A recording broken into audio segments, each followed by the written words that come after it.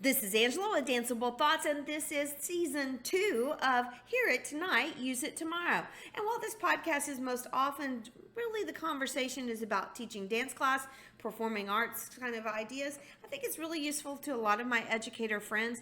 You know, it's back to school time, there's a lot going on, and while I know some of you are bummed out that summer is over, some of you are realizing it's just that much closer to the reemergence of pumpkin spice everything everywhere.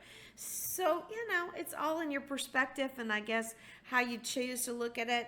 One season is ending, but that's just opening it up to all the new ideas and fun things that we love about the fall. When we're back in school, which congratulations, most of you have made it through your first couple of days or you're very close. You've gotten through all those professional development days. Hope you've done those required in-services on, like universal precautions, etc. I want you to realize that this is a really important time when you think about the totality of your school year. Much of the success and the smoothness of the way the year is going to go is going to be established with the procedures and systems that you establish right now with your classes. I always say that you've got to be strict. Now, there was an old teacher, verbiage that said, "Don't smile until Thanksgiving."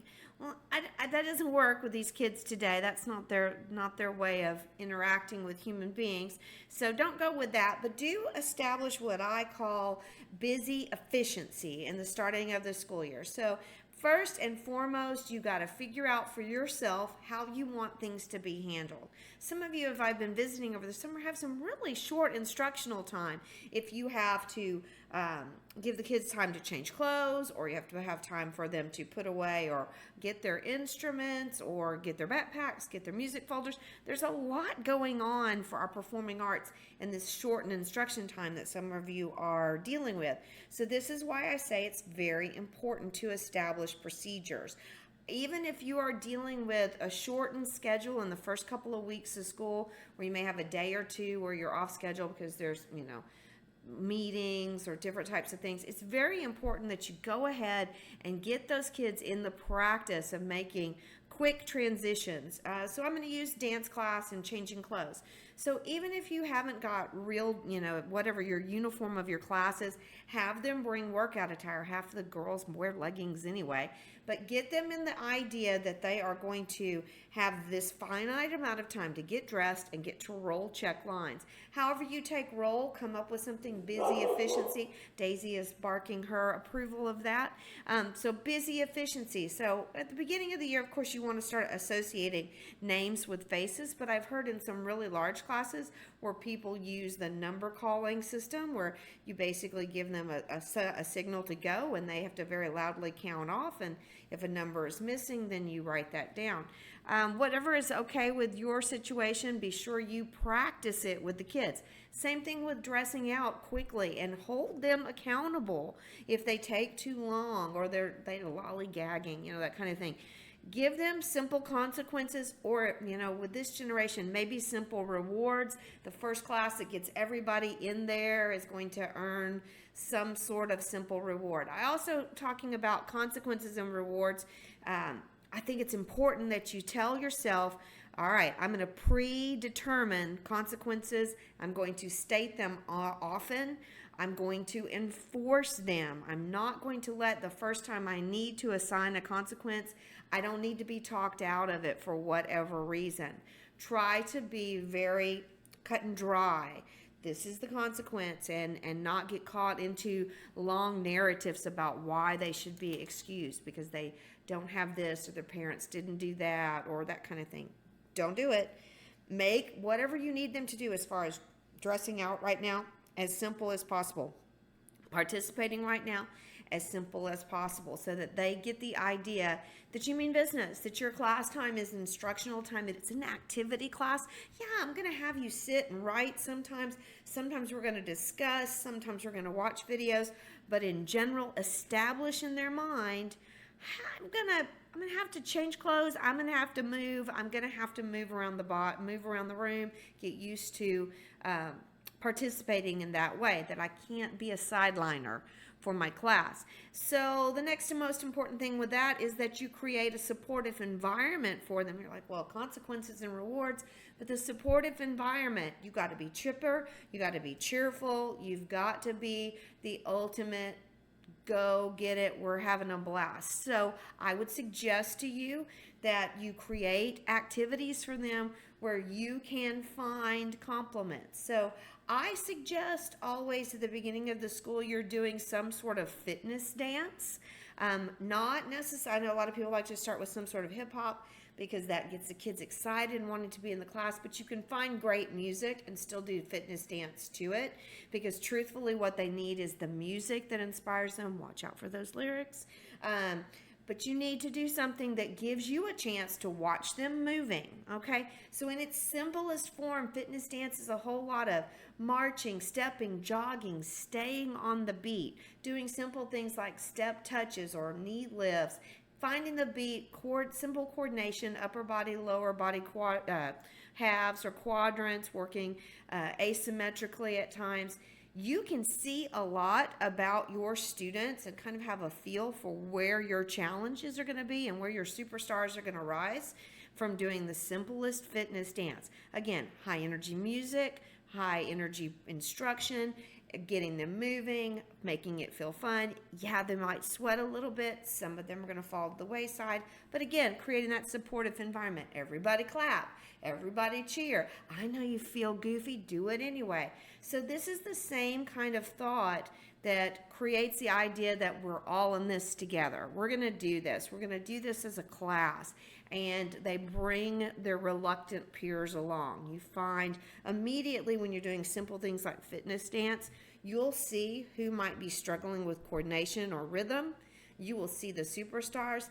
Maybe one of your first planned paired up activities, you get that balance in there so that you can see who is going to be a good helper to their fellow students and who will be open to having help from others. You know, students are very quickly going to analyze the other students in the class and get a feel for, wow, that one's really flexible, or that one can spin, that kind of thing, who's got a great projection about them, and they will emulate those. So I think this simple movement, fitness dance, to me, while yes, you got to be correct in the way you execute and warm up and cool down, which we forget to do a lot of times, but it will give that sense of everybody can do this to your students, especially those reluctant students. When we're talking about establishing procedures and systems, you've got to have a system for taking roll. I know that towards the end of my career, we had a certain time that our attendance had to be in the computer. And sometimes, of course, there would be a hang up when you had to run in there and punch in that attendance, or if that slowed you down. So one of the things that I think is really effective is having a pre-prepared list of conversation topics that you would allow the students to do. So envision a classroom where they are set up in files. They're set up in their files, and I've got an even number of files pretty much all the way back. So I'd say, okay, file 1 and file 2, meet your opposite partners, same 3, 4, 5, 6. Okay, while I'm putting attendance in, you have 2 minutes to talk about the best dance sequence you've ever seen in a movie. Go. And one of them's going to say, I've never seen anything, but the other one will say it. Give them something short and something sweet, not too opinionated, just enough that it has a pop culture reference. One of the days later on, you say, all right, everybody circle up in your files, circle up. Your conversation while I'm putting attendance in is the exercise that I think I need a little extra instruction on. Ready, go. And also the other thing I think is effective sometimes is if you will not let them sit when they're having the conversations, but they have to stand up and do that, because first of all, it gets them up on their feet, helps them do that. So have some simple conversation topics ready to go, and while you're putting in attendance, in case there's any glitches, the systems are running slow, or suddenly something weird pops up, that you're ready. Again, still talking about establishing procedures. I talk about in my professional development sessions that I lead, to talk about quick transitions from activity to activity. If you're going from warm up to combo, or you're going from combo to maybe written work, You want to make sure that they know like where their notebook is, if they've got to go get their written material to journal or something. So I suggest that they bring materials to the class, and you designate they need to be up against a certain wall or up against the mirror, so no one is having to go back to their backpack or go look in their locker for something. That you, again, your quick transitions happen because the materials are readily available. I also talk about timing. I like to use the phrase, you're on the clock. So let's say I tell them I want them to jot down the combination. You're on the clock, you have 3 minutes. And for the first couple of weeks of school, go ahead and use some sort of timer so that you yourself are on the clock and you don't give them too much time. Again, it's that idea of quick transitions and keeping them moving, keeping them going. Think about yourself.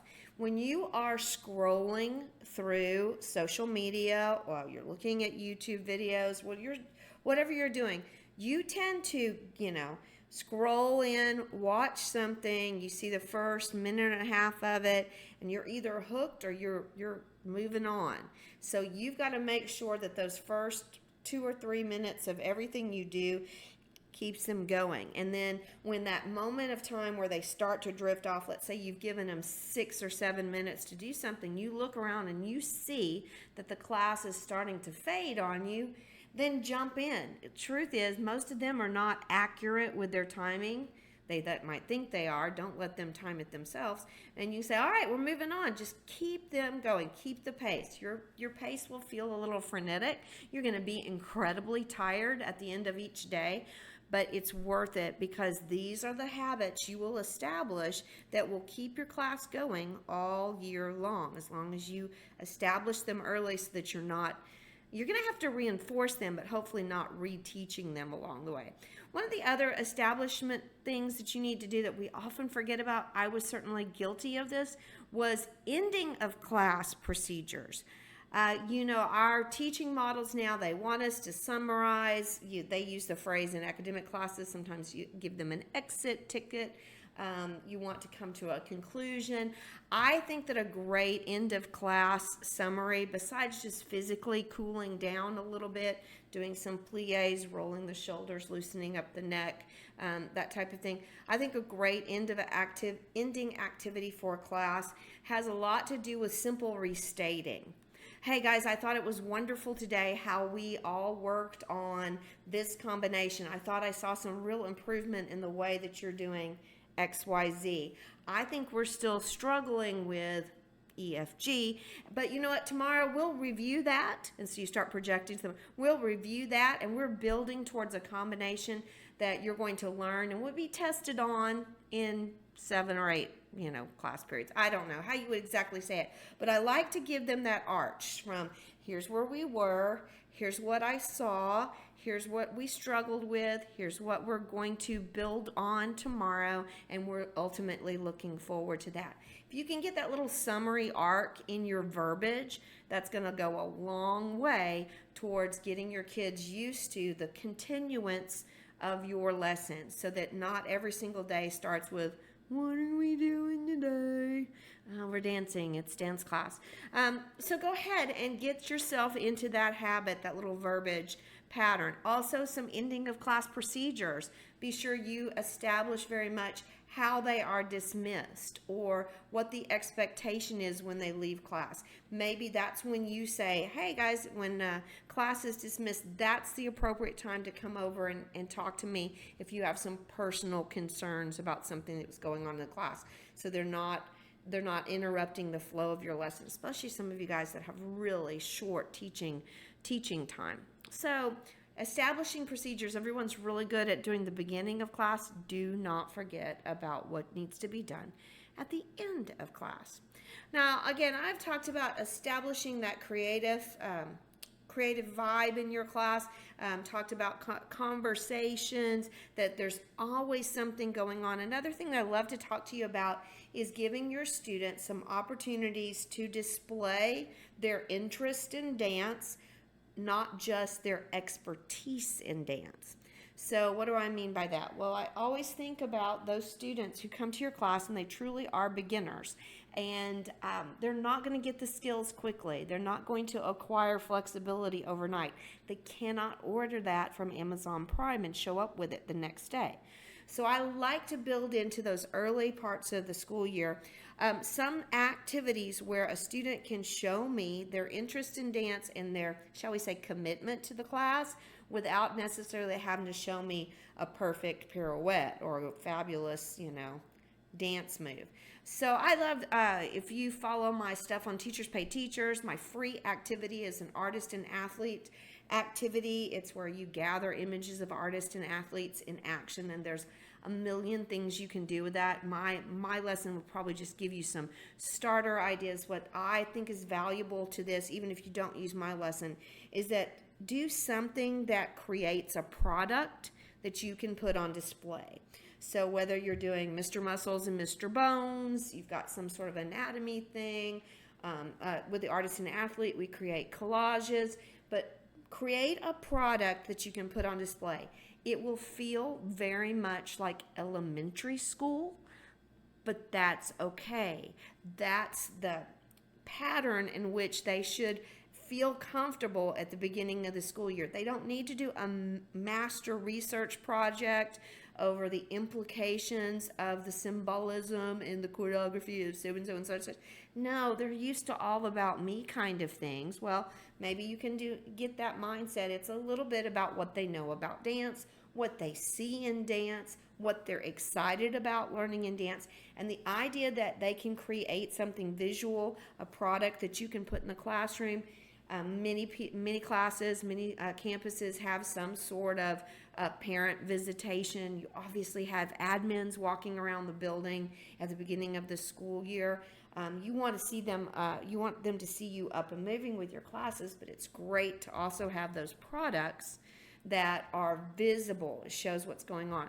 Also talks about the idea that you want to have a little bit of an element of outside of the classroom work. Don't make it something too difficult, but get them in the idea that sometimes they will have to do a little work outside of the classroom before they come back to begin the lesson, or if they don't do the outside work, they're not adequately prepared.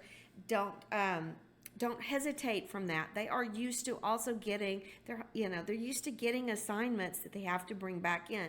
And while I want their fine arts classes, their performing arts classes to be outlets of expression and creativity, I still want you to get them in the mindset that there's an academic component, that you are going to hold them accountable if they don't do that work.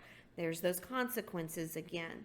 Simple stuff that you've heard in a lot of different ways, but I just want to reinforce to you how magical it will be if you'll put that energy into establishing those procedures early, being good about quick transitions, establishing a supportive environment, the idea that they're going to talk to each other, not just text. They're going to have conversations. They're going to support each other when they're performing, giving them movement options that are not too challenging and that are very revealing for you as a teacher looking around and assessing what they're doing. These are the ways to start your school year. Work really hard right now so you can earn that first pumpkin spice latte the minute it comes out. I know you can do this. I know that, as always, you are going to have a fantastic year. I hope you'll keep Danceable Thoughts in your rotation of go-to sources for things. I'm very excited. We've expanded the podcast to the Morning Rev, which is 2 minutes of energizing talk every morning. Has nothing to do specifically with dance, so go ahead and share that with your friends. You've got a lot of resources from over the summer. I did Listen at Your Leisure and Let It Sink In. I hope you go back and listen for some of those. And as always, we're going to reestablish that on Sunday nights you can look forward to Hear It Tonight, Use It Tomorrow. I hope you'll take these ideas, you'll think them through, and you and your students will be successful as you dance them out.